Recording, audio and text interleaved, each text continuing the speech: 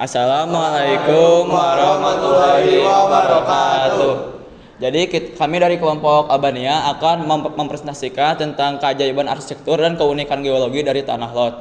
Jadi tugas ini kami lakukan untuk sebagai pemenuhan nilai Bahasa Indonesia semester 4. Nah, pertama-tama mari kita memperkenalkan diri kita masing-masing. Saya Fauzan Surya Praptama, absen 14. saya Fitur Dudan Geniata, absen 32. Saya Cesio Ramadan Prakosa, absen 8. Saya Anwar Arfa, absen 4. Dan saya Kinan Heru Mukti, absen 17. Jadi kejuangan manfaat dari pengelekan Keko adalah yang pertama menjelaskan faktor-faktor utama kenapa pura di tengah Lot itu bisa berdiri kokoh di tengah batu karang. Lalu yang kedua adalah menyelidiki hubungan antara keberadaan pura tengah Lot dan kepercayaan warga setempat. Lalu yang ketiga adalah menjelaskan bagaimana bisa keberadaan pura di tengah Lot itu mampu bertahan dari abrasi air laut. Bali dikenal sebagai Pulau Seribu Pura, dan salah satu pura yang kita angkat adalah Pura Tanah Lot. Tanah Lot adalah salah satu tempat ibadah umat Hindu yang disucikan di Bali. Berdiri di atas karang di sisi pantai di desa Beraban, Kabupaten Tabanan. Dan dikarenakan kondisi geografisnya yang sangat spesial, tempat ini juga dijadikan sebagai wisata regional oleh orang-orang yang berada di sana. Hal menarik yang akan kita teliti dan kita bahas. Yang pertama adalah kepercayaan masyarakat setempat atau masyarakat Bali dengan asal-usul Tanah Lot, mulai dari sejarah, bagaimana cara dibangunnya, dan lain sebagainya. Yang kedua adalah keberadaan ular suci di Tanah Lot. Mengapa keberadaan itu bisa ada di Tanah Lot? Yang ketiga adalah faktor-faktor yang mempengaruhi kokohnya dan berdirinya pura di atas batu karang, mulai dari bagaimana cara mengatasi abrasi pantai dan lain sebagainya.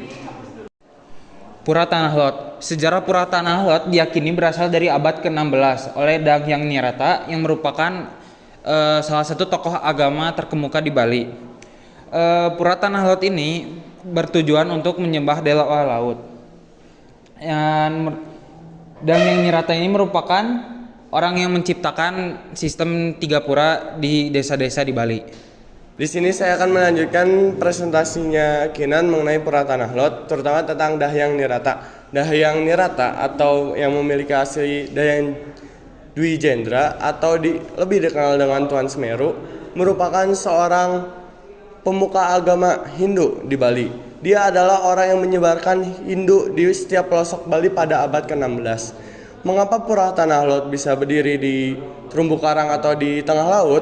Karena Dahyang Nirata mendapatkan hidayah atau mendapatkan sebuah petuah saat dia sedang melewati sebuah terumbu karang yang bernama Bili Gelo atau terumbu karang burung. Di situ dia bermeditasi dan mendengar suara dewa laut. Ular suci atau yang dikenal dengan Holy Snake. Ular ini biasa orang-orang setempat memanggilnya dengan nama Due. Ular ini diciptakan oleh Dahyang Niratar untuk bertugas untuk melindungi pura dan menyembah Dewa Baharata Segara. Konon ular ini juga hidup di datar Tanah Lot untuk melindungi pura dari para pengganggu orang-orang jahat. Jadi ada hal-hal yang menyebabkan kokohnya pura di Tanah Lot. Yang pertama ada kokohnya struktur fisik. Jadi seperti yang kita tahu, Pura Tanah Lot itu berdiri di atas satu buah batu karang besar yang di bawahnya terdapat lagi batuan-batuan kecil yang menyebabkan pura dari Tanah Lot ini kokoh dari abrasi air laut. Dan yang kedua ada pemeliharaan pura secara rutin. Seperti yang kita tahu, pemerintah setempat dan juga warga-warga masyarakat Bali memiliki kepercayaan spiritual mengenai pura di Tanah Lot ini. Jadi setiap harinya atau setiap minggunya Pura Tanah Lot ini akan dilakukan pemeriksaan dan perawatan secara rutin, seperti menjaga batu agar tidak lapuk dan juga menambahkan ukiran-ukiran agar pura di Tanah Lot lebih indah dan juga tentunya lebih menarik minat para wisatawan. Dan yang terakhir ada pelestarian lingkungan. Seperti yang kita lihat di Pura Tanah Lot ini, banyak sekali pohon-pohon besar yang berdiri di sekitarnya. Mengapa? Karena itu sudah diakomodasikan oleh pemerintah setempat agar mengurangi abrasi air laut ketika pura tanah laut ini air lautnya ketika naik akan tekanan air lautnya bisa ditahan oleh pohon-pohon tersebut, dan juga pohon-pohon itu juga disengaja dilestarikan oleh warga-warga setempat agar menambah keindahan dan estetika dari pura tanah laut.